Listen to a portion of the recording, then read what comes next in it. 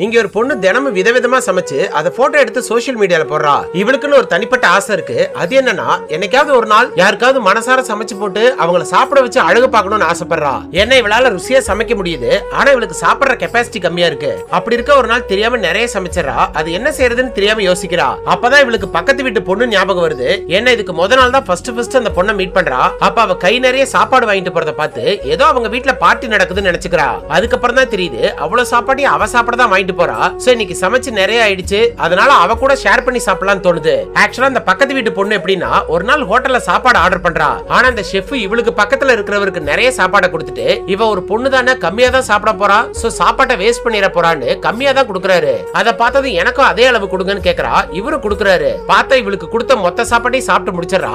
ஏன்னா இவளுக்கு பசி அதிகமா எடுக்குது. எவ்வளவு கொடுத்தாலும் இவளால சாப்பிட முடியுது, ஆனா இவளுக்கு சரியா சமைக்க வராது. இப்ப கூட ஹோட்டல்ல சாப்பிட்டு வீட்டுக்கு வரும்போது பக்கத்து வீட்டுல சமைக்கிற வாசனை வெளியில வரைக்கும் வருது. அது இவளோட பசியை மறுபடியும் தூண்டி விடுது. இருந்தாலும் அவங்க கிட்ட எப்படி கேக்குறதுன்னு தெரியாம இவ வீட்டுக்கு வந்துடுறா. இதுல ஆச்சரியமான விஷயம் என்னன்னா, கரெக்டா இன்னைக்குதான் அந்த பொண்ணு நிறைய சமைச்சு வச்சுட்டு இவளை கூப்பிடலாமா வேண்டாமான்னு யோசிச்சுட்டு இருக்கா. கடைசியில நல்லா சமைக்கிற பொண்ணும் நல்லா சாப்பிடுற பொண்ணும் இந்த சாப்பாட்டு மூலமாவே க்ளோஸ் ஃப்ரெண்ட்ஸ் ஆயிடுறாங்க.